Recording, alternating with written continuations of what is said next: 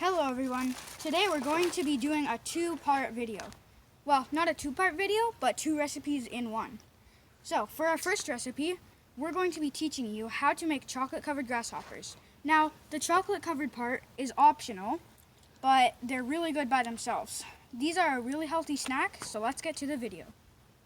First, you're going to want to catch your grasshopper. If you haven't seen it already, go watch our How to Catch a Grasshopper video. It really helps. Next, you're going to want to take all the legs off of the grasshoppers. We didn't show any of this on camera because it is not the most amazing thing to watch. And then after that, you're going to want to take off the head. What this does is it actually removes all the guts as well. They'll be stringing out from the end. Again, you do not want to watch this. So once you have completed that, it should look like this. There. And also, before this, of course, you're going to want to kill it. Now, we skewer the grasshopper. This kills it, but you'd want to do it on the head or else it keeps living. Also, if you really feel like it, you can just do it while it's still alive, but they are very jumpy. So if you have good hands, that might be the way to go. But if you're still learning, you're going to want to kill it first. So now you're going to want to skewer your grasshopper. This is very hard if you don't have very big grasshoppers, and we don't have the biggest ones because our home is not near very big ones. But you're just going to want to skewer it like that, and now we're going to start up our fire. We have a really good lighter. It's called an X-Light, and I think you can find these at most Costco's. They light really well. We're just going to be making a small fire out of sticks because these burn really well, and we don't need the biggest ones to cook such a tiny thing.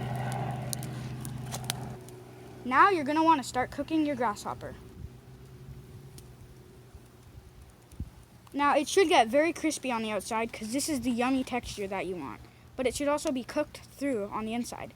Now we're going to take our grasshopper a little bit out of the flame because we don't want it to get burnt on the outside and uncooked on the inside. This is what your grasshopper should look like after it's cooked. It should be a bit brown on the outside. Now, you're going to want to keep your fire going and hot because we're going to melt our chocolate in here soon.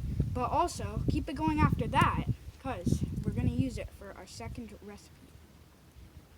Now you're going to want to put your chocolate into the fire. Make sure not to burn this too much. Now, depending on how big your fire is, you'll have to put it in for different amounts of time. Just cook it until it's nice and melted. Ours is ready, so we are now taking it out of the flame. But remember, still keep your flame going. Now that your chocolate's melted and you've took it out of your fire, you want to be mixing it up so there's no chunks. Now you're going to want to coat your grasshopper in chocolate.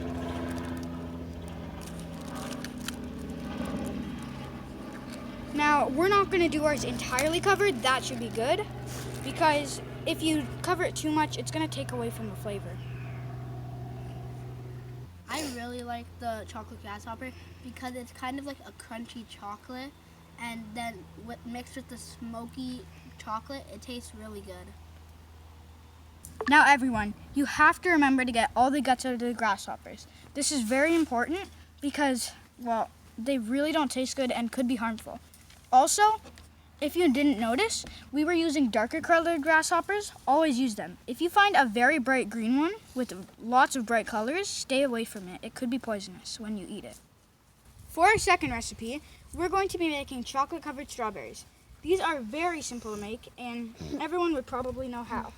So, first you're going to start with strawberries.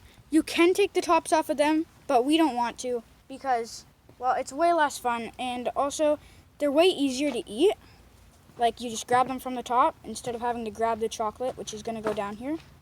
And then, we still have leftover chocolate, but you guys might not. So, you might have to make some more. Just follow how we did in the first part of the video, and you should be fine. So what you're going to do for making the strawberries is you're going to want to roll them around in the chocolate. Make sure not to cover the entire strawberry. Only, like, that much or a bit more. So you're going to roll it around in a spiral like that, and it should be getting almost all the strawberry, because remember, this is a chocolate-covered strawberry. But that's about perfect right there. And then, after you get all of your strawberries, you're going to want to freeze this. Also, These strawberries are from our own garden. We just picked them a little bit ago. Yeah. So we got all the ones there, and remember, even if a strawberry looks good on one side, it doesn't mean it's perfect. If you flip it over, usually you'll find that it's still white or yellow. So always be careful to look at both sides of a strawberry before picking. Now, we ate ours, but that's also because it is starting to rain here, so we want to wrap up the video. If you want, like we just said in the last step, you can freeze your strawberries, and then they'll come out nice and chocolatey. And the chocolate will all be frozen on it, and it's just so good to bite into. We prefer dark chocolate, but today we tried milk chocolate for a change because we don't always use it. So just to remember, dark chocolate is more cocoa-y, it's a richer flavor, but milk chocolate is more light, and they're both just so good.